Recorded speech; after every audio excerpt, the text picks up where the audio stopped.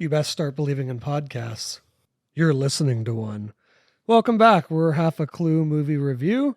I am Blake, and I'm here with Ron, Jason, and Miles. And this week is Jason's pick. Jason, what are we watching today?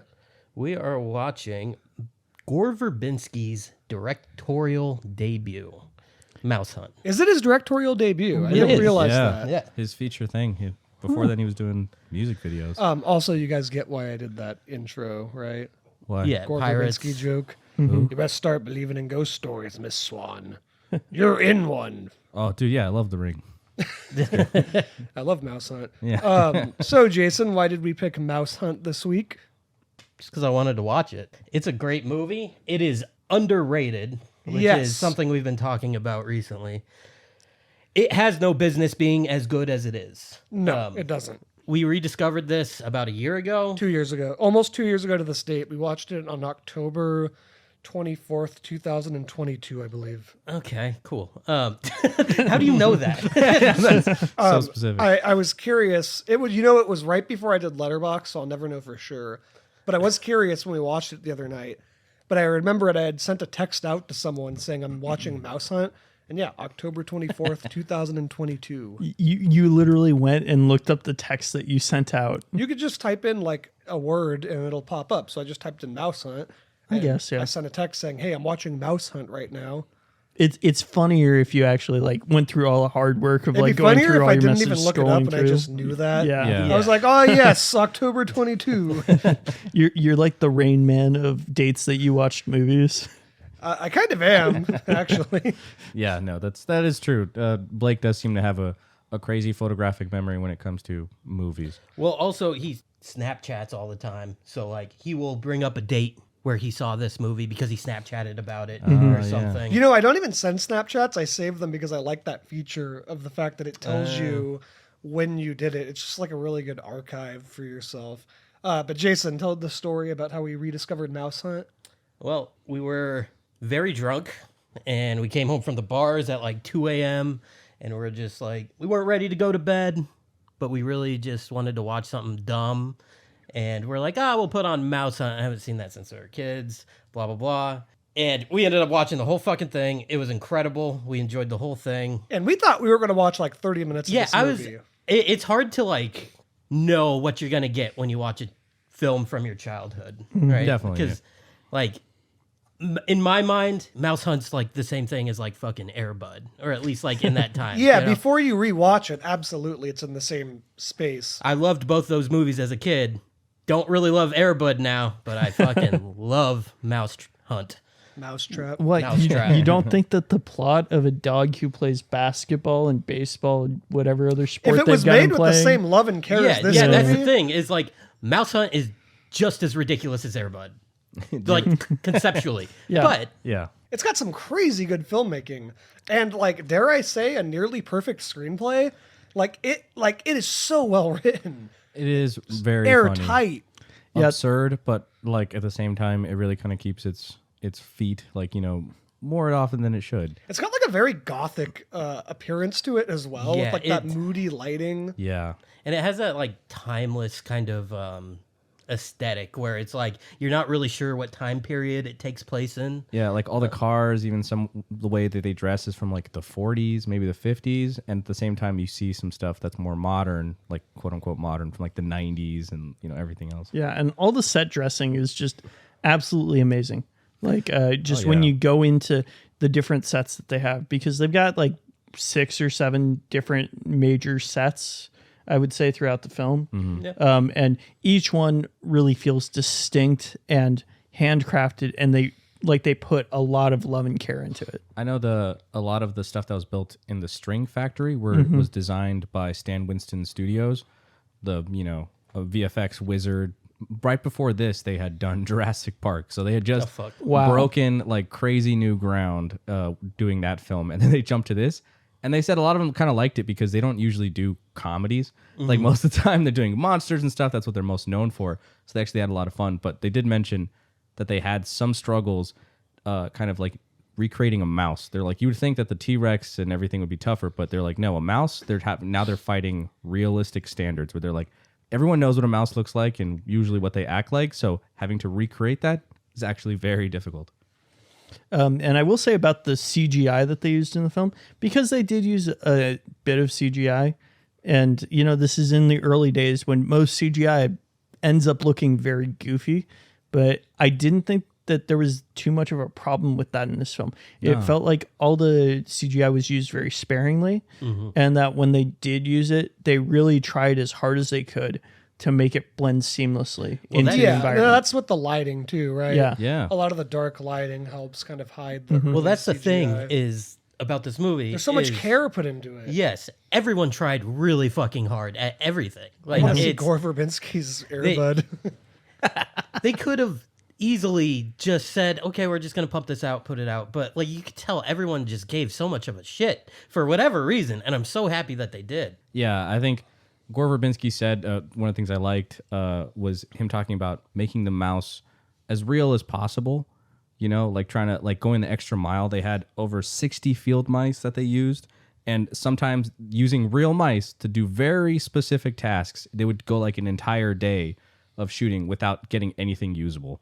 That's crazy. And dude. it's like that's madness. It took them 4. The scene where in the factory where the Lee gets like covered, like the strings are pulling off of him and everything. That took 4 days for them just to get that, just because it was so intricate and there's so many different things going on. And it's like I just feel like you don't really see that much anymore. Well, that is a masterful scene right there, where he's just managing to get caught and his clothes are unraveling. It's like being pulled apart. Doing that is very tough, and I mean, you got to say that for all of the slapstick comedy in this movie. No, Lee Evans sells it so well, and so does Nathan Lane's fucking hilarious in this. He's got just an iconic He's just such voice an asshole too. He does. Yeah. yeah. Hey, it's Pumbaa, Timon. right? Or Timon, sorry. He's Yeah. Timon. Although Pumbaa is in it. He's the Yeah, guy that he's- works and, at the cat place. Oh, which The pound. Yeah. you're talking about Catzilla. I love that cat so much. They just like, we want an evil cat. No, Yeah. the best line of the whole movie is Nathan Lane says, "We're looking for a cat, something with preferably mental health issues." That's like the best line of the whole movie. And the guy's like, well, we're just about to try and gas him again. Yeah, And they're like, again. and they go and just see the super mean, gnarly cat. And then, it's But even before that, just when they walk in and that guy just walks out in a hazmat suit and Yeah. like fucking like what's the word? He like decontaminates he himself. contaminates Yeah. himself. It's just like the little things like that they didn't have to do. Yeah, the little girl like crying and screaming as she's getting dragged oh away. my god, and it's like really traumatic too. Yeah, That's another like the dark comedy of this too. The It's fact like, that it opens with their dad's like funeral. yeah, And then the next scene, Nathan Lane kills the mayor. Oh my god, yeah. I also love the fact that their father just falls into the sewer, and Nathan Lane is just like, oh well. yeah. The But it guy's just like, fits his character. He's just such an asshole. he's halfway to the bay, and they're just like, oh, okay. So I do want to mention, because you mentioned how Nathan Lane kills the mayor, and how throughout the movie, like at the beginning, he starts off as a chef, like trying to have like a fancy restaurant, right? Trying to break away from his family. And then that really connects to the end of the movie. Now, like thinking back on it, I'm really glad that it connected to the end of the movie, because otherwise there's really no reason for him to be a chef. No, this is such a tight screenplay. Where Exactly. everything matters. Yeah. The ending, it's kind of the perfect ending, right? Because they It both is. get what they want in ways that work for them, while also honoring like each other And And their father. and their father. Yeah, it's such a great little thing. Nathan Lane gets to continue to be working in the food, and he's obviously really into developing the new flavors. The other brother gets to continue working in string, and they both get to keep the factory. It's a really well-written ending. Even the fact that Nathan Lane's business like tanks because of a vermin. He's like, oh, it's this cockroach. This single cockroach is what took me down. So that's like, it helps explain his obsession. He's like, no. We have to destroy this thing. And it makes it, I mean, it kind of makes sense. Of course, they like amp it up, but it's so, it works.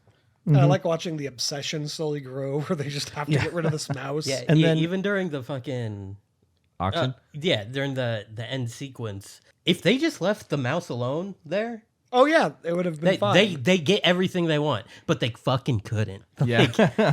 And I want to mention how extensive the setup for the cockroach was, because they set up the cockroach all the way at their father's funeral, right? Because the cockroach comes into the restaurant inside the cigar box that he receives in his father's will. Yeah. Yeah, and you know that kind of carries over to the rest of the film. There's so many times where they set up things. The bathtub's a really good one. So they buy the jacuzzi bathtub that they carry up the stairs, and then it falls down the stairs and crashes into the under the ice. Yeah, it falls Not through like thin only ice. is the bathtub really important plot-wise because it affects the amount of money the characters have, which therefore puts like a sense of urgency on them, but they also bring back the bathtub later when Nathan Lane falls through the ice and falls into the bathtub next to the picture of the model. Yeah. Setups and payoffs. Everything is so well thought out. And then another one, I don't know if you guys noticed it, but there was a big jar of yellow liquid. During that's there from the beginning, right? Yeah, that's there from the beginning in that bathtub scene. And it remains there like all the way through when they get the exterminator to come in, who we'll talk about it a bit. But then that finally falls down the stairs, right? And it's this jar that has been sitting there the whole time. You know, the perfect Chekhov's gun of just like things. And there's so many little details like that throughout this film. It's just amazing. You know, they really thought about it all the way through. Yeah, let's talk about Christopher Walken, right? He's so fucking funny. Yeah. It's one of my favorite cameos. One of my favorite of his characters. Funny enough, like so I remember watching this movie a lot when I was young. I go to my grandparents' house and they had like 5 VHSs, which was like Mouse Hunt, Flubber, Godzilla, 1998, Christmas Vacation, and it's another one I can't remember. But so I watched Mouse Hunt a lot, but this is where I knew Christopher Walken from for the longest time. Mouse Hunt. Was Mouse Hunt. So I was like, and he was so absurd, and he stands out so much in this, even though he has like maybe 5-10 minutes of screen time. It's the best part of the movie. Yeah. It's so funny. Honestly, the whole time I was waiting for him to pull a pocket watch out of his ass. I was just like hoping that he would do that, but it didn't work out. But it works so well, just that absurd, like, you know, he's like crawling around, he's sniffing the poop. He eats and the then he poop. finally eats it because it looks like, is he going to eat that? No, he's just smelling it. And And he says, Calcium deficiency. slight calcium deficiency. Yeah. And then at the end, the mouse literally like just poops right on his lip. Just leaves like a little tiny poop right on its lip. yeah. Oh, they even set up a thing like when they're getting the house, they talk about how they found a man, the former owner, dead locked inside of a crate. And then later they say that they found Christopher Walken's character locked inside of a crate. Yeah. So it's like, then, that's also the line where Nathan Lane goes, I don't think we're dealing with a normal mouse. yeah. They're like, holy crap, this mouse is trying to kill people. Yeah. What's your guys' favorite scene from this movie? God, that has to be the Christopher Walken getting dragged through the house scene. I think that's amazing. It's either that or the scene with the nails going through the wall. The chase scene. Yeah. That was going to be mine. Yeah. Okay. I love the fact that he has a little mouse room Yeah. and he's got like aspirations and he's got like, he wants to go on a vacation one day. He's like lying in his little bed. Let's go to Hawaii. And then suddenly it's all disrupted by the nails going through the wall and it becomes this crazy sequence of the mouse running away. That's the start of his villain arc. Yes, Yeah. absolutely. Because it's like up to that point, you were behind like the brothers that are just like, they're down on their luck. They're sure they suck, but they're not like, you know, the worst people. But they're just trying to like, you know, rebuild this house. And there's a mouse there. And a lot of people are like, kill the thing, fuck it, whatever. And just in those like 2 minutes, you immediately feel for this mouse. You see, it's just not an ordinary thing. It's got its own personality and everything. That's great. And then of course that like horror scene from the mouse perspective of just running, and it's so good. They sell it so well. I feel like the mouse is the villain of the movie. Yeah. In some respects. Well, Yes I mean, and what no, would you do right? if you've got this house and you live in this house and then these two guys come in and they start messing with things and they start trying to murder you? Are you going to fight back? Well, or that's are you what gonna, Christopher you Walken know? says. He's like, Yeah. it's from his perspective, you're in his home. Yeah. Like that's the classic thing, right? It's like you guys moved in here. He's been living here for who knows how long, and you guys just barged in and are just like tearing up his place and trying to kill him. He's like, fuck you. Yeah. Oh, before I forget about it, this is kind of an aside. I want to mention the Nathan Lane Stewart Little connection Yeah. because he was also in Stewart Little, another movie about a mouse. He was a cat, right? I believe so. Crazy. I don't I don't know remember exactly who Stewart he was, Little at all. but I was Written by looking M. it Night up, and Shyamalan. I was looking it up, and they said he was in Stewart Little because the other thing I've seen that he was in was Birdcage, Yeah, Birdcage, Robin which Williams. great movie. Yeah. And he's got a super memorable voice. I just wanted to mention that because No, it's great. Who do you think would win in a free for all? This Stewart Little or this mouse? This This mouse, This mouse. 100%. This mouse has Stuart killed. Little is a little pampered fucking mouse that lives in like a nice home. This mouse has made it on his own, you know. He Yeah. killed the cat. He does. He kills that. I have a question. And a guy. So when they finally capture him near the end and they send Yeah. him to fucking Cuba, right? Castro Yeah. in Cuba, was that an assassination attempt? I think that was the joke, right? They're like, oh, these damn Americans. And they just send it right back. I want to see that movie. Fucking Fidel Castro trying to fucking deal with this mouse. That'd be awesome. He sends the entire Cuban military after it. That's such an out there scene to have in the movie. But it works. Yeah, it it It's does. full of little moments like that. Like Because- one of my favorite little moments, and it's a 5-second thing. They didn't have to do it, but they did, and I'm so happy. Is when Christopher Walken, he knocks on the wall, and then you hear the mouse knock back. Yeah. and it's just like, that's fucking funny, dude. Yeah. Like, Yeah. It's hilarious. Well, and then Christopher Walken starts talking like, "Oh yeah, you got asbestos in here," like pretending that he's not a mouse hunter. And then And then they keep playing along. He's like, he's not listening anymore. Like, What are you doing? Or the shot of Christopher Walken like crawling and the mouse is like right above him. he had some very Dale Gribble energy to him Who's Dale Gribble? from King of the Hill. Oh, right. Okay. Yeah. Fun. I don't know. What do you guys think? Have you guys seen that show? You I know, haven't really watched it much. King of the Hill is one of those shows I have to watch eventually. Like as a kid, it didn't really like stick with me. Like I was like always a Simpsons kid, and then whenever Oh, you King like of the The Hill was on, Simpsons? I like I like would like all right, change the channel. It just but now I've seen enough clips and like little things from there that I'm just like, man, this show really is very funny. Like I have to It rewatch is really funny. I'm not an animation guy, but I really like King of the Hill. Yeah. Really quick, I just want to mention Gore Verbinski's like career. Oh, It's yeah, so go for wild because this is like his first feature film, and it's like what a debut. Like he clearly put like his heart into this, like you were saying, like he really tried, and you can tell. And it launched him because like not too long afterwards, I think he made like some movie called The Mexican. It didn't do well, but then he did The Ring. Boom, and that was like this, this big splash. I've still never seen horror that. film. But Oh, then he dude. became Disney's go-to guy for. Well, kind of, of because he did films. Pirates of the Caribbean, which was like, I think 2 years after that, which again, that's a big jump. It's weird. He's got a bit of that absurdistness in there, but little bit of horror. There's a lot going on.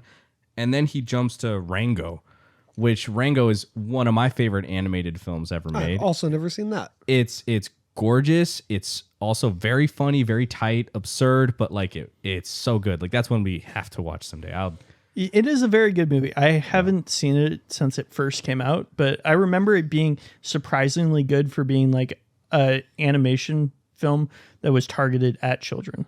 Yeah. And it's like, credit to this guy for like really trying to make something that like, especially this style of comedy, which was not very common even in the 90s. Like it's not something like this, like absurdist very humor slapstick. was around. Yeah. Like a slapstick and homage to those classic like 20s, like comedy duos and everything. It wasn't something that you saw a lot.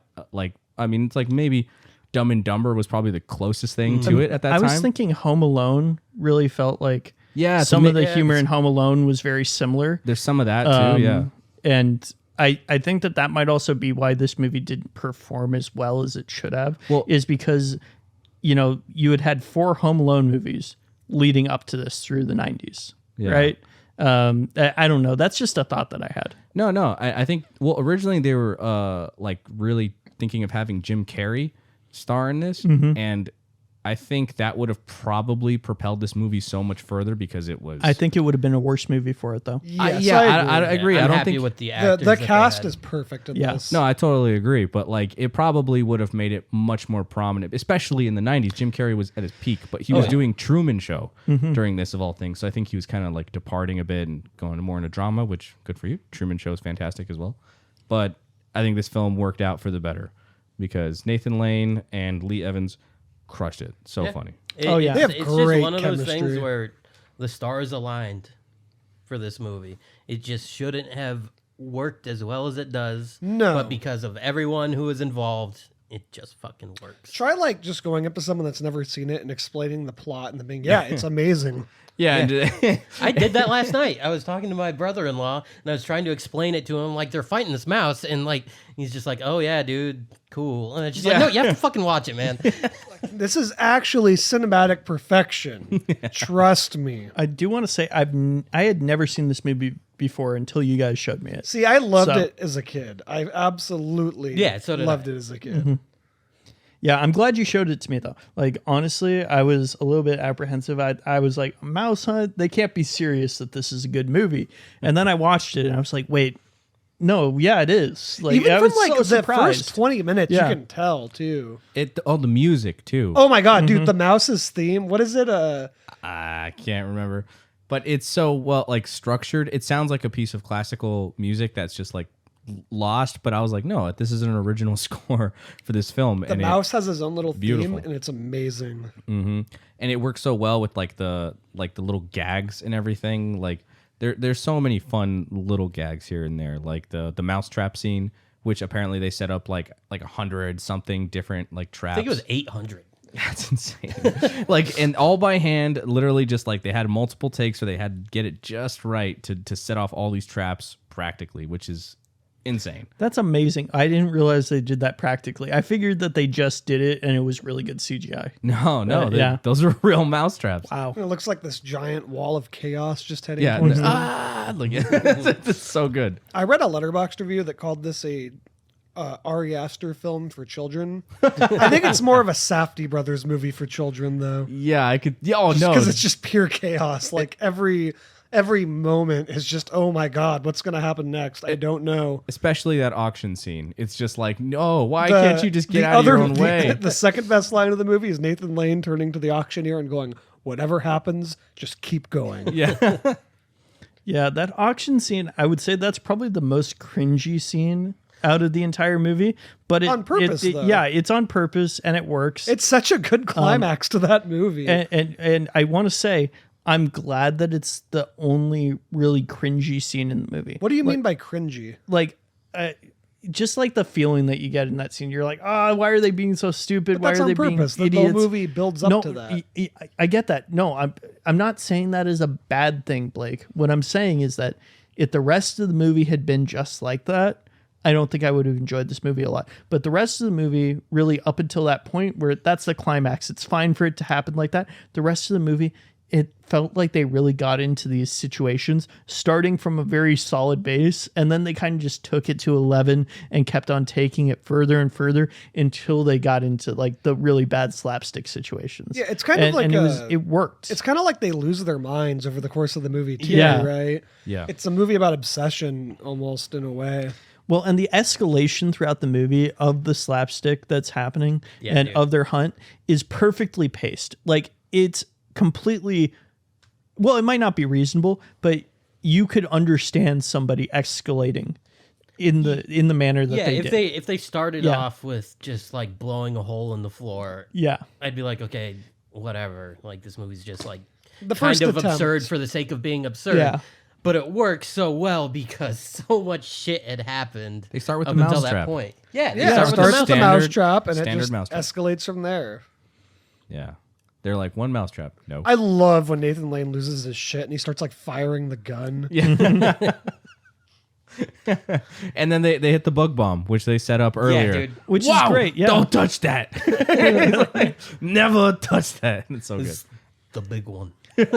And everything that they set up, everything that they set up paid off, which I think is great. You know, Yeah. it's like whenever they had a setup for something, you're like, oh, yep, I know that they're going to come back to that later. Even like Lee Evans' character, the brother Marv, the brother, who's like, you know, his relationship with his horrible wife slash like ex-wife at times, like her She's her such a bitch. oh, dude. she's so Yeah, terrible. she's She kicks him horrible. out just because they're like, you could have had more money. Go. And then like she comes back, and then you see her leaving with the was it the oil Texas tycoon. oil guy. That's hilarious. I also love that, like, it's a little bit like the little stereotypes of like the rich people and everything. It's very goofy, but it's very fun. The giant elaborate like hats and I like the hair. main better guy. He's Yeah. so funny and over the top. Yeah. He's always just like eating shit. Yeah, Like, yeah. He's I like that Om he nom. almost chokes to death, and then the second he's not choking to death, he continues bidding like nothing happened. Yeah.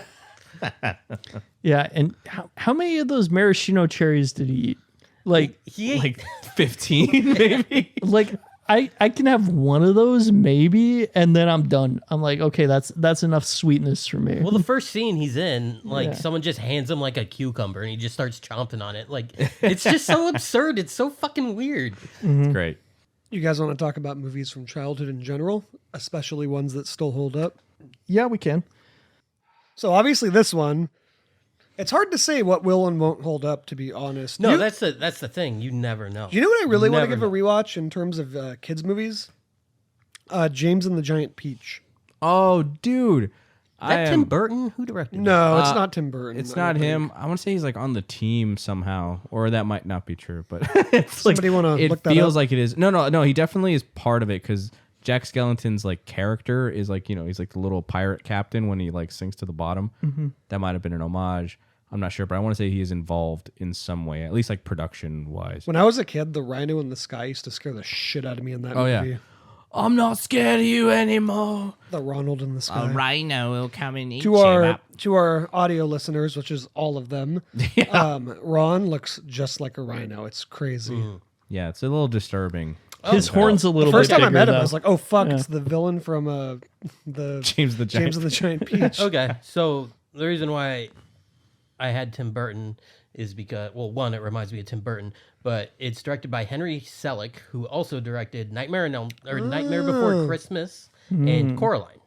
Oh. I've never seen Coraline. That That's a makes good sense. connection. Dude, Coraline is fantastic. It's another one of those. Like I watched it for the first time recently, like somewhat recently, and I was totally blown away. I was like, yeah, I'd always heard people love it, and I was like, I totally see why. It's Yeah, fantastic. it's Very definitely entertaining. not a kids' film.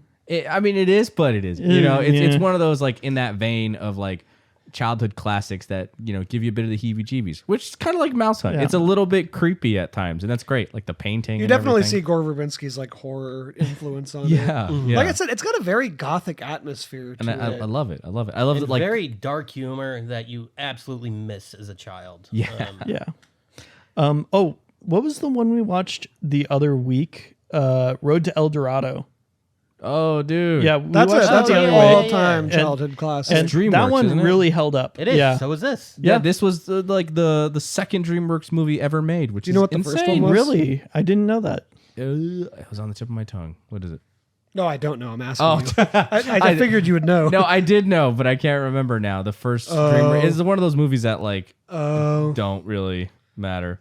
Yeah, Road to Yeah. El Dorado slaps, Yeah. though. It was good. It was good. That's the first time I ever watched it. I can't believe you've never seen that, Jason. Yeah, You had no childhood. guess Jason not. came out of the womb angry. He just like was like, I don't like anything. Yeah, I was watching Jurassic Park from like the moment I was born. Surprised you even like that. Well, recently I watched. That's a fantastic movie. You don't like anything though. I like Jurassic Park. That's like the only thing you've ever liked. I like then. Mouse Hunt. Jurassic Park and Mouse Hunt, the two things that get Jason's approval. So Peacemaker, 1997, What was the the fuck is first that? ever DreamWorks film. I literally have never even heard of that before. It's like an action film, apparently, starring George Clooney and Nicole Kidman. It's so crazy that it that's looks how pretty they bad. started. Yeah, yeah. I And thought they were always like designed to like. I thought the studio Animated. was just an animated Yeah. studio. That's surprising. maybe we should watch. What's it called? The Peacemaker. maybe we should watch Peacemaker. Peacemaker. Yeah, James not Gunn's yeah, James Gunn's got some splaining to do. Yeah, not James Gunn's Peacemaker, but yeah, interesting. But no, like I mean, recently I watched, or yesterday, I watched The Great Mouse Detective for the How was first that? time. Ooh. What did you think of that? That's a great movie too. It was great. I really enjoyed it. I was like, all right, I always heard like Ratigan. He's like a favorite Disney villain until I watched it and I was like, oh my God, that's Vincent Price. Vincent Price doing the fucking Ratigan. That's so good. I also didn't know that it was like a Sherlock Holmes, basically, like kind of story. Super fun. So yeah, a lot of mouse related media going on in my home, you know? Yeah. Jason also speaking. Ron may look like a rhino, but Jason looks like the villain from The Secret of Nim 2. So, at just for our broadcast that audio everywhere. for our audio listeners, if you've seen The Secret of Nim 2 and you recall Martin, the villain, that is basically what Jason looks like. Yeah, that's me. That's another. Oh, well, we were talking about mouse things, and we're talking about kids' movies, so Yeah. it just seems relevant to bring up. I've never seen that one either. I gotta watch it. I remember I've really never seen liking the Secret of Nim movies as a kid, but I have not watched them since I just childhood. get that picture sent to me like 5 times a year. So It's really funny because it looks just like you.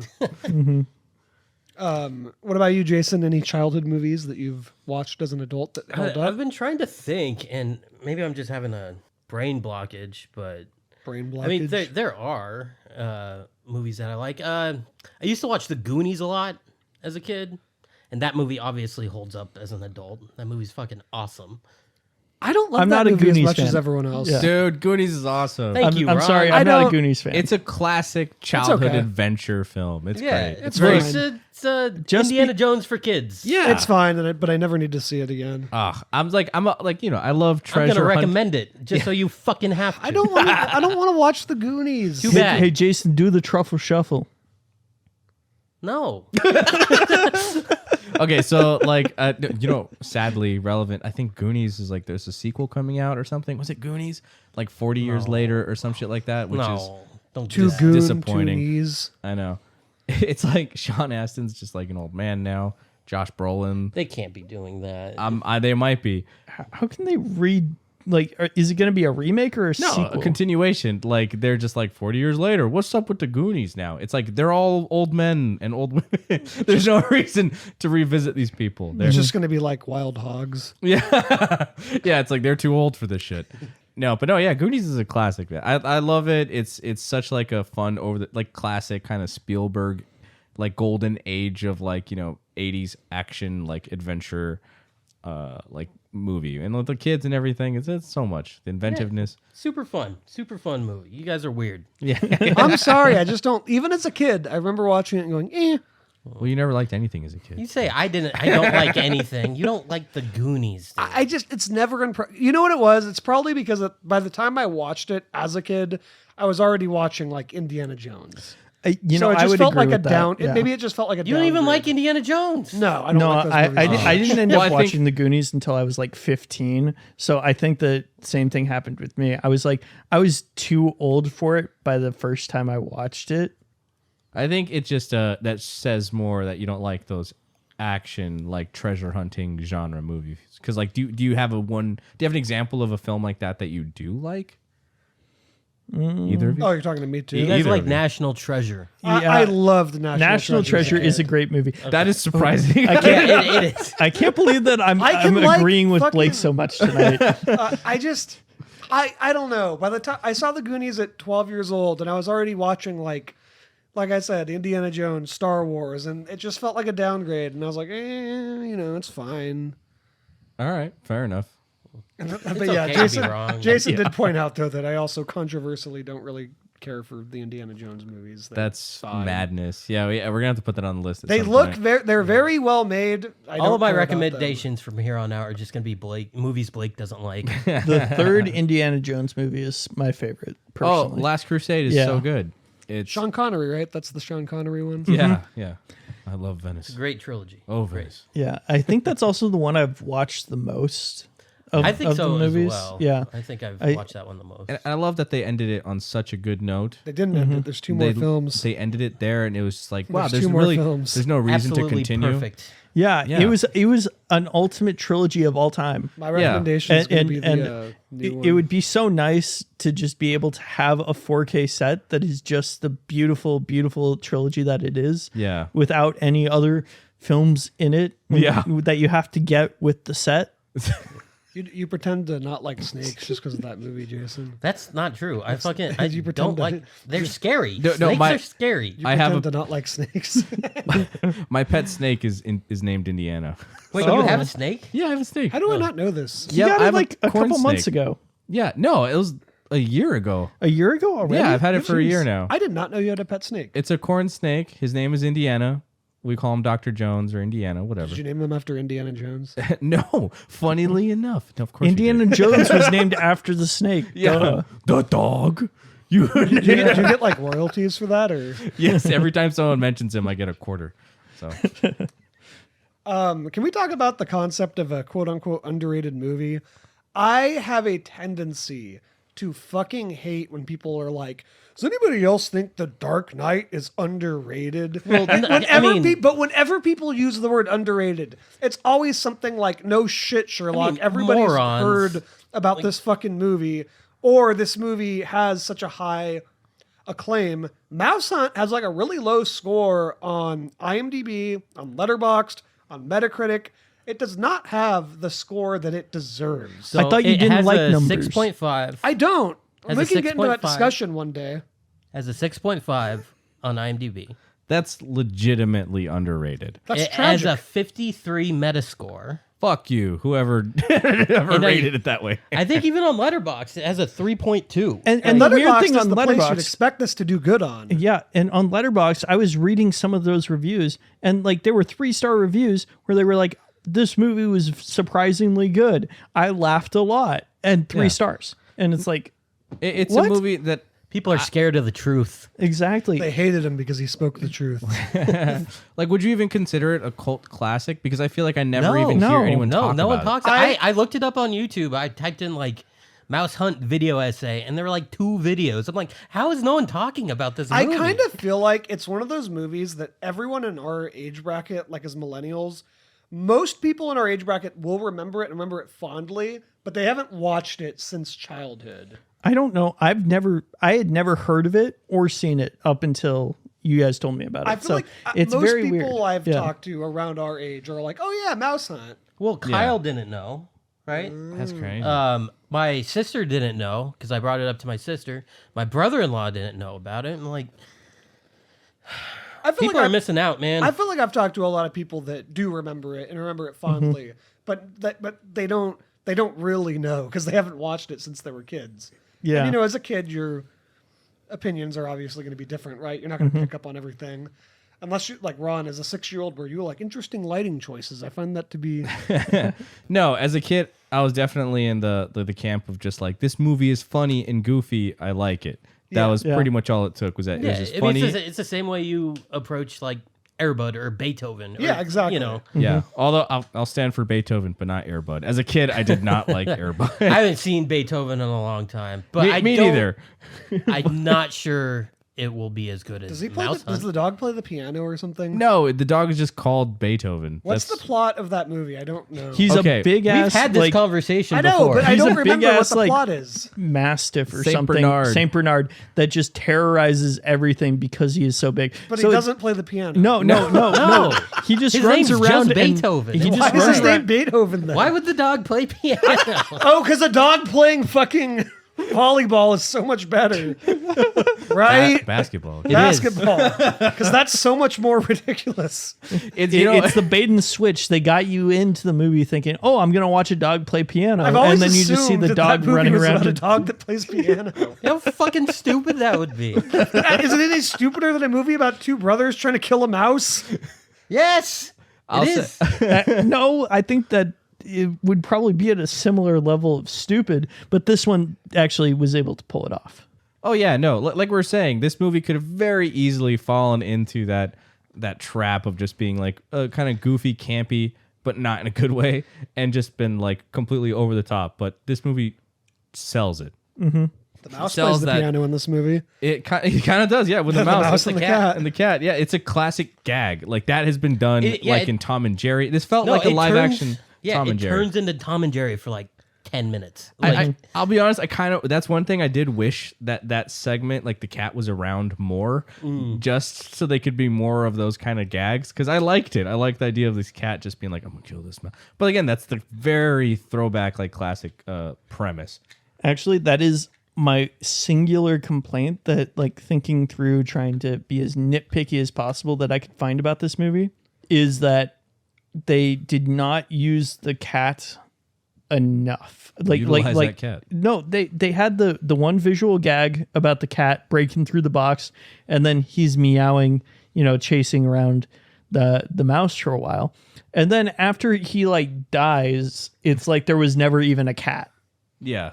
Yeah. You know, and I was like, okay, like nobody mentions it. There's not like a silly resurgence of the cat at the end where he It would've been attacks one of fun. the Yeah, I brothers. thought he was gonna come back. You know, like I thought there's something that they could have done, and I felt like there was a little piece there that was missing. But the only reason I was able to notice that it was missing is because everything else was so tight and so perfect. So going back to talking about this movie being underrated, it made back its budget like pretty well. Like it had a $38 million budget and it made $125 million when it came out. okay. So that's pretty solid. Yeah, I remember it being big at the time. I'm more talking in terms of legacy. No, I know, but that's what I'm saying. Like you would think that a movie that kind of came and went, seemingly, like no one's really like talking about it and stuff, that it would have done okay in the box office, but like it actually did fairly decent. It's not an amazing like comeback. It didn't like, you know, smash any records or anything, but they did okay. But how did it do compared to other films that were just Other kind of mouse like films? no other like corporate pumped out films at the time? Because like when I hear the name Mouse Hunt, I'm just thinking, oh, this is just going to be another kids movie of this era that's getting pumped out by Disney or something or Fox or like one of those studios. This was there was a bidding war on it, and Disney was a player in that. Oh, really? And I'm so happy Disney didn't get their fucking hands on this. I feel like they would not have given it the control that it They needed. wouldn't have hired Gore Verbinski for this for his Yeah. first film. Like, Okay, so these are the top 10 box office films of 1997. George of the Jungle with over 100 million box office. Batman and Robin. ugh. Yeah. Face Off, A 112 million. movie's Titanic, which I'm surprised is not number one, but I think it was Yeah. released in like, I want to say like December or something. Okay. So it probably bled over into 98, if I'm not Yeah. mistaken. I would like to see the 98 thing, and I bet you Titanic's number one. Yeah. My Best Friend's Wedding, which Not a good movie. That's not a good That's movie. such a classic. I've not seen that movie in a long time, but I remember I just have one scene in that film that has always stuck in my head when they're singing it at the table. Anyway, Star Wars A New Hope was number 5, so I'm assuming that's a re-release. Yeah. Which is very interesting. It was the special edition that was released in Gross. theater. I wonder how Gross. many disappointed fans were there. Hey, if you were a disappointed fan, let us know in the comments, please. Air Force One, Fucking awesome movie. 171 million. Liar Liar. So here we go. There's Jim Carrey. Jim Jim Carrey, Carrey. 181. The Lost World, Jurassic Park. So this is their second, 229 million. And then number 1, Men in Black, 250 million. I'm surprised Men in Black came on top of that lineup. Yeah, there's a lot That's of a other good movies. movie. I'm It happy is. that's number one. Yeah, I'm surprised it beat Jurassic Park too, though. yeah. But it also beat Hercules, which 99 million. I feel like Hercules is the of like that Disney era. That's the one a lot of people have like kind of are iffy on though. Oh man, what a great year! Sorry, there's also Anastasia. That's a Fox animated. Starship Troopers. Hell yeah. The English Patient. The Fifth Element, The English Patient, Dante's Peak, Empire Strikes Back also came out that year, just re-release. So, I mean, that's a great year for cinema overall. And, Yeah. you know, there were a lot of people going to the theaters, a lot of people taking their kids to the theaters. It doesn't make, you know, it makes sense to me that this movie was able to make its money back being promoted in theaters, you know, and that doesn't necessarily mean that it's going to be remembered well. It was number 72 in the box office, so it's buried under a lot of other films like Yeah. Beverly Hills Ninja and L.A. Confidential, which is like and Hey. Selena. We just Damn. talked about Yeah, that movie It's tonight. a great Yeah. movie. That's So it was buried. There was a lot of shit that was going on. Donnie Brasco like beat it out. Like there's a lot of other films that definitely like kind of Overshadowed it. yeah, The Game. Yeah. Oh, interesting. Oh, the David Fincher film. Yeah. So there's a lot of other shit going on. The 90s was an awesome time for movies. So Mouse Hunt kind of just fell by the wayside, it seems like. And Gotta that's bring it happened back, with a lot of guys. films. Yeah. Yeah. Let's start the Mouse make Hunt. this Tell a your cult friends, classic. watch Mouse Hunt. Yeah. It's on Prime. I want more on movies something. like Yeah, this. it's on Prime.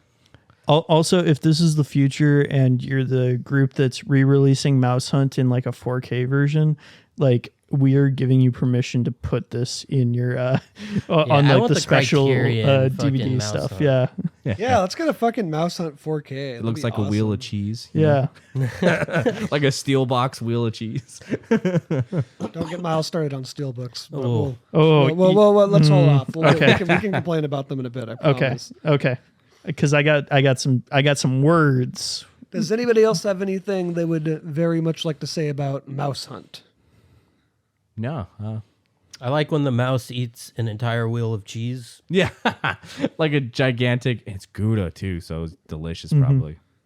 Miles? Did he eat that wheel of cheese or did he hide it He away? ate it in like 5 minutes. Okay. Yeah, no, yeah. Because I thought that wheel of cheese was the same one that appeared at the end of the movie.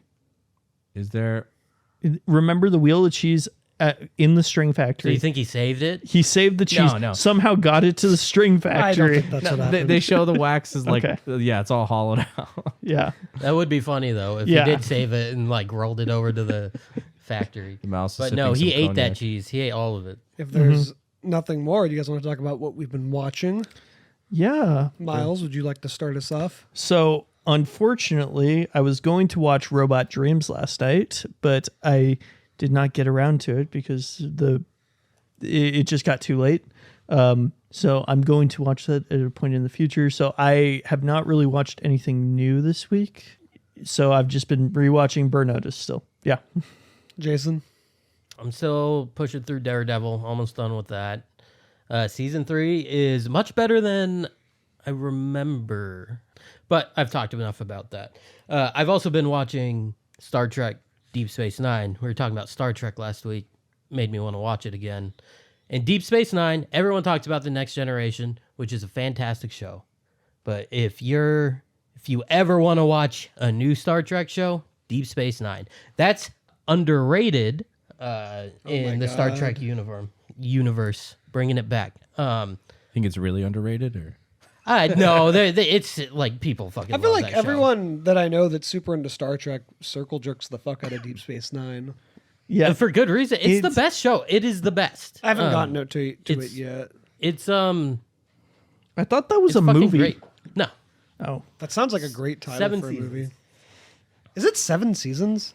yeah. I thought it was Dang. much shorter than yeah, that for some I reason. thought like I've never watched it, but just the way people talk about it, I figured it was like 2 seasons. That's almost Deep as long Space as Nine is like the Stargate. super No, serious so one, right? at all 3 of the '90s Trek were 7 seasons. So Mm-hmm. Next Generation, Voyager. Deep Space Nine, and Voyager all Well, ended at 7 seasons. What was like the release order for that? Like, In that order: Next Generation, Deep Space Nine, Voyager. Okay. And then they released Enterprise, I think, in Which 2001. everybody hates, right? I don't know. I hear that the best Star Trek one is the Lower Decks. A lot of people like the Lower Yeah. Decks. I don't know shit about it. I have never really watched Star Trek other it's than like a with Rick Blake. and Morty style Yeah. fucking animated comedy. It's really? yeah. That's funny. I think it's cool that they did it. And there is an episode of Strange New Worlds where they connect both those shows, where like they come from the animated show and what's the main character of The Boys? What's his name? Carl Urban. No, the kid. Jack Quaid. Jack Quaid is the main character of The Lower Decks, and he comes into Strange New Worlds as his character, but in live action. It's a very strange episode, but it's fucking cool. I worked on something recently where apparently they could have gotten Jack Quaid to come on to like feature for this thing, but the people didn't know who he was. They didn't know who he was, so they're just like they went with this other not famous, I don't want to say the name, but another celebrity, which is like, why the hell would you choose that guy instead of Jack Quaid? Because they just had never seen The Boys and they just didn't know who he was. And it was like, oh my God, you could have had like a real up and coming kind of star, which I thought was just very funny. Ron, what have you been watching? Well, I mentioned Mouse Detective. We are continuing our Disney animated movie marathon. So up next, I think, is Little Mermaid, which I'm excited because watching Great Mouse Detective, the animation, most of it is pretty decent, but it does feel very much like that late 70s, early 80s style, which wasn't super strong outside of like probably Fox and the Hound is probably like that last like classic era. Which is a beautiful Disney. movie, by Yeah, the it way. is very beautiful. Very sad, also. Yes, yes. You But- poor unfortunate What year was soul. that? The Mouse Detective. I actually had it up. Dude, that earlier. song's Like like a bop, 83, bro. 84, I want to say. Poor unfortunate soul is a bop, as the Wait, kids Great say. Mouse Detective was 80 83? Do you I'm mean not- 93? No, it was 86. 86. 86, okay. And then I believe Little Mermaid's like 89 or something like that. Really? It's I like, thought that was 90s. Yeah, no, I- it's the last I think Disney like 80s movie. Not let me double check that. Little Mermaid 2023. No, I'm just kidding. No, 1989. So yeah. Okay. But that one was obviously the beginning of the Disney Renaissance and everything. Yeah. So and then Beauty and the Beast. So you're gonna start coming up on like movies you're very familiar with. yeah. Yeah. Like I'd watched, it's funny because I'd watched a lot of the classic like old G Disney movies, but I missed some of those like, those like the 70s a bit. But except for Black Cauldron, I stand Black Cauldron. It's a fantastic movie. Go watch it. It's sick. Very underrated. And although it does have really shitty CGI at times. Wait. No, you're saying that it's underrated. Everybody who has seen the Black Cauldron loves it. No, It's not underrated. Wait, It's not what? underrated. Fair enough. We are Okay, literally. What's the saying rating say? What's the rating say on Black Cauldron? Because sorry, I don't. No, like, no. You're right. You're fair. That's right. Let's see. 1985 Black Cauldron. It has a 6.3. Boom. That's Underrated. pretty low. Underrated. What's the Metascore? 59. Boo. Go watch it. Okay. What's Letterboxd say? Dude, okay. Wait. So Jason, the Black you Cauldron found your role. You're just the Black Cauldron is Fucking- rated slightly higher than Mouse Hunt. Yeah. It's but yeah, no, I'm looking into. I'm excited to get into the Disney Renaissance and see a lot of those classic movies. It's a 3 It's a 3. Three. on But Letterboxd. you know what? I will say the movie does have its faults.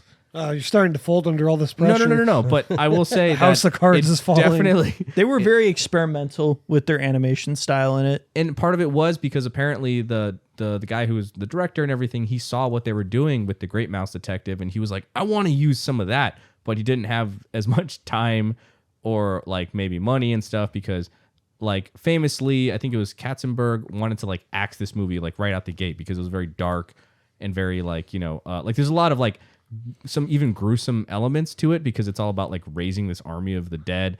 And like apparently the test screening kids were running out like screaming and crying and shit. It's fucking cool, dude. And parents were like very upset. Like, so they're like, we can't have this movie. So like they were trying to like kill it. But yeah, no, but a lot of that was the animated, the CGI elements were inspired by the Great Mouse Detective, like the famous clock tower scene, which I love seeing Ratigan, like how he's just like, I'm not a rat. Like he's so mad at the idea of being called a rat. And then by the end, after his like whole pomp and like circumstance, he's finally kind of debased down to acting very feral and rat-like as he's trying to kill I know it's not Sherlock, but basically Sherlock Holmes, like, Mouse. It's like, it's such a great, it's like, honestly, it's one of my favorite Sherlock Holmes, like, adaptation stories. I'm like, it's a new favorite of mine. Like, I love it. I'm glad to hear that. I we thought you were talking going to about like Mouses so much this week. when you mentioned that one was coming up a couple weeks ago. I was like, oh yeah, you're going to like that one. So Yeah. I'm glad that you did. I did. It was very fun. It was very fun. And Vincent Price, so good as a Disney villain. It's a shame he didn't do more like Disney work because I think he could have. He just excelled at it. What about you, Blake? What do you watch? Well, I'm on my gazillionth rewatch of BoJack Horseman. Oh, They feeling existential. Huh? This has to be on purpose. In the first episode, Miles, you've probably caught on to this by now because you've probably done several rewatches. Mm-hmm. In the first episode, Todd says to BoJack, who's watching Horsing Around, "How many times have you watched this episode?" And it just feels like that was on purpose to people like me, being like, "How many times, Blake?" That's How kind many of times?" ballsy. You felt put That's on ballsy blast to by put that. in your first episode. Do you think Yeah. that's intentional, guys? Though, If it is, that's ballsy. If not, like, what do you think, might Ron? You've be. seen it. You've called it one of the best shows of all time. I would say it's definitely one of the best animated shows of all time, and just one of the best written shows, like, period. Do you think that yeah. that was on purpose though? I don't think that that's targeting you. Pop? no, But they it wrote it feels- specifically for Blake. Yeah, they It's wrote hard it to say. It's like, this is for David. I kind of think that was on purpose, right? I mean, it could have been. I feel like because it is the first episode, they'd never. It always kind of felt like I think they knew where they were headed Oh, for for sure. most of it, but there was no guarantee because it was also like fairly early in like the Netflix game and Netflix animation in particular. It was really part of that like trailblazing crew because like I can't even think of like another Netflix animated show that early on that was that like prominent and like really like praised by like critics and viewers and everything. Like that's fantastic. And It people actually got mixed reviews for its first season. It wasn't until like season 2 that it started getting more positive reviews. It didn't know what it was during season 1. I don't. Is there a think. mouse character It did. in BoJack Yes, Horseman? there's a couple mouse characters actually. let's rank all the mouse So before we characters. get into that, I That want to ever say existed. before we get into that, Blake, I want to say one thing about that line. So that line right there, what does it do in the show? It tells you very concisely that BoJack is stuck in his past, right? Yeah, and, literally. and it's a very important line for that. So yeah, it might be, nudging the audience a little bit, but I think that it has a far more important function in the Yes, it TV is. show. Because at that point, BoJack the character, all he does all day is drink beer and watch his old show from the 90s.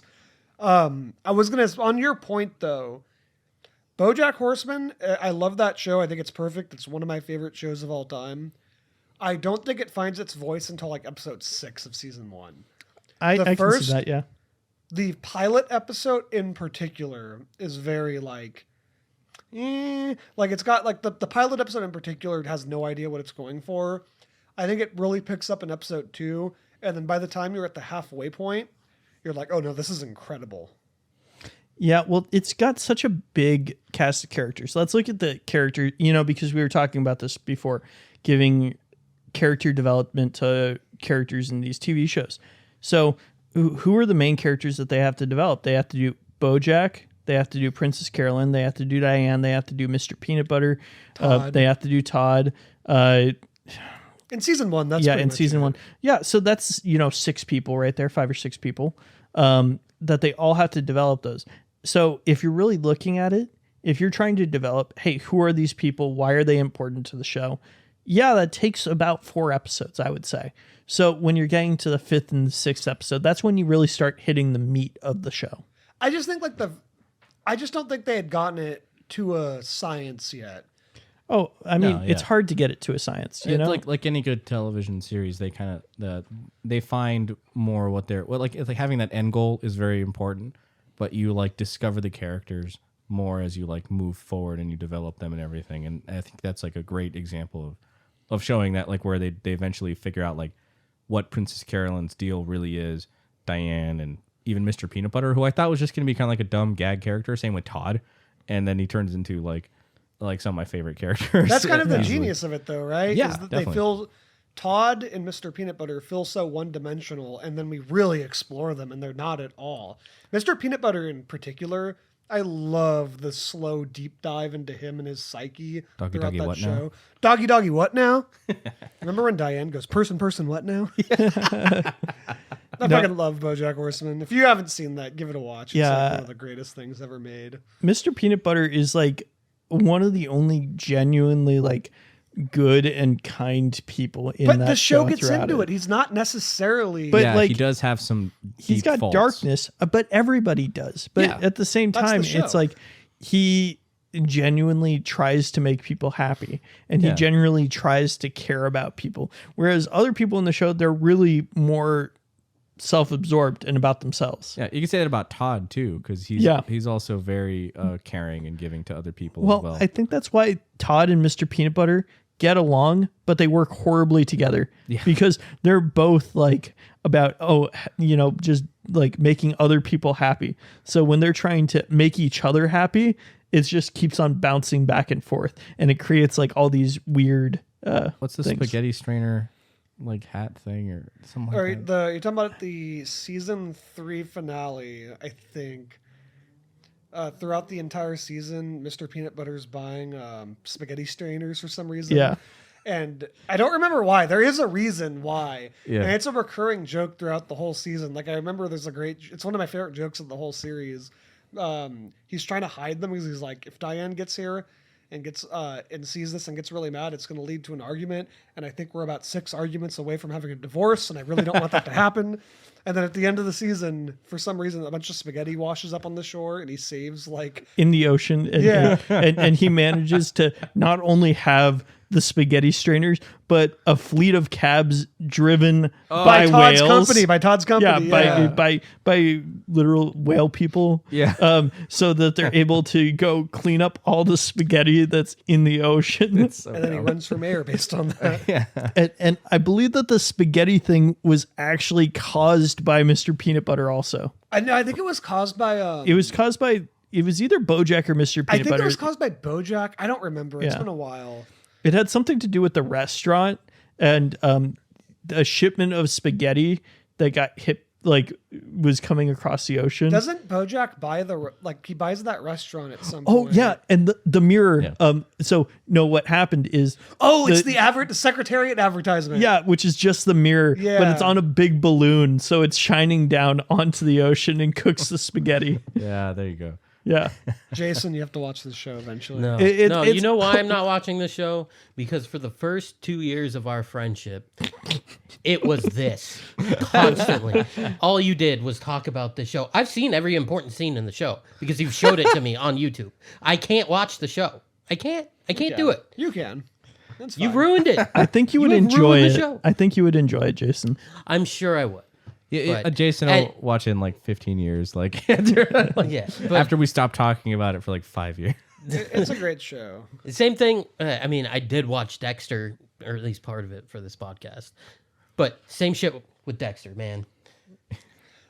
Before we get into the wrap up, I believe Miles had a quick rant about steelbooks. Yes. So this is I thought we were saving that for like another episode. No, we're doing it today. No, Okay. sorry. This is coming up because I was recently browsing on Amazon, as I do, browsing through new releases in movies and TV, which is a great category if you want to see the new like 4K releases that are coming out and do it very low, like energy wise, and not caring about it. So I came across 3 in a row that I wanted to get the 4K versions of. The first one was Taxi Driver. The second one was Beetlejuice. And the third one was Drive. Not And- Taxi, but Queen Latifah and Jimmy No, Fallon. Okay. no. So all 3 of those have a 4K re-release coming out that I really wanted to get. But guess what? They're only in steelbook cases, which personally, if they want to release steelbook cases, I'm fine with that. There's some people who, you know, are soft-brained out there that What- like steelbook cases. So what is the fundamental problem with steelbook cases? I back up Miles on this. Okay. I hate steelbook Blu-ray but cases. Really? but my point is, I'm going to get into what the fundamental problem is. My point is also, please release them in like standard cases or premium paper packaging, because the steelbook cases, I don't like them on my shelf. They look ugly on the shelf. They fall apart. The discs fall out.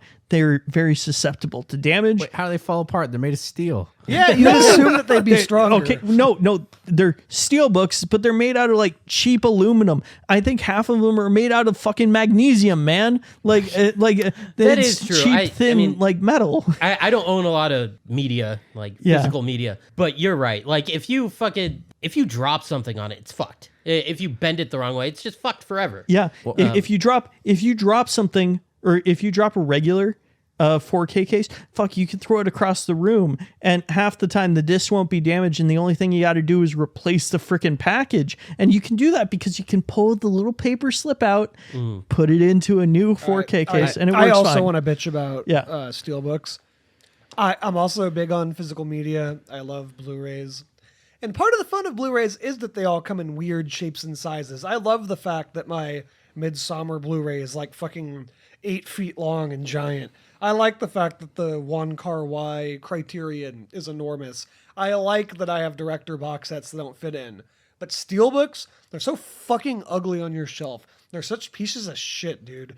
They just look like I don't want to buy it because it just looks so ugly and stands out. Like it's just Okay, so the most recent physical media that I bought was actually the steelbook version of the Mummy trilogy, and Hell it, yeah, it dude. comes in the I got the 4K version, which was not Steelbook, but this is how crazy I was. I bought the 4K version separately so I could put it in that Steelbook. Oh, I hate you. I hate you so much, The Ron. Steelbook version is it's shaped like the Book of the Dead.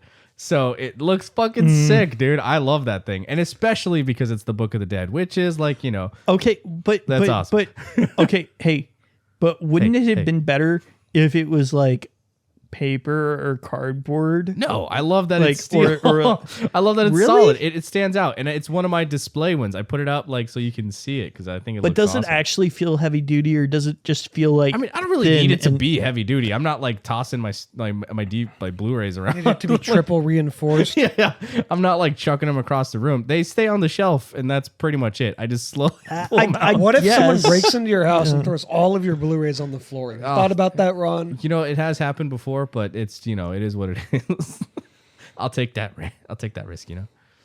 I don't know. I mean, as a Simpsons fan, were you not offended? Because I assume you've got the Simpsons TV show collection, right? I have like 8 separate seasons, and most of them are all Yeah.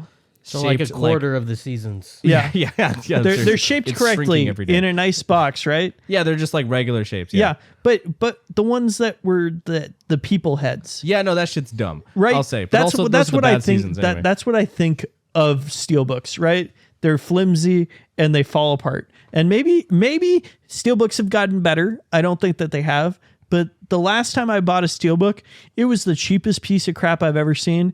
It never stayed together right. Like that little hinges in the back fucking fell apart after like 2 weeks. Like they just aren't good quality products. And I can't bring myself to ever even like give them another chance. I have owned a steelbook in the past. It was probably like a DVD of something. If they just made it so that they wouldn't bend, I would be perfectly fine with them. That's my only gripe.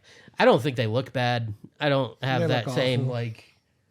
No, okay. I don't have that same complaint that you guys have. Oh, that's sick. It's the Ultimate Collection. It also includes the Mummy. I mean, Oh. sorry, the Scorpion King. So in rare cases like that, where it's like you said, it's the Book of the Dead, it's a nice collection. And I do make exceptions on my shelf for collections of movies, right? I do have nice collection box sets. But if it's a single movie, it should be in a standard case.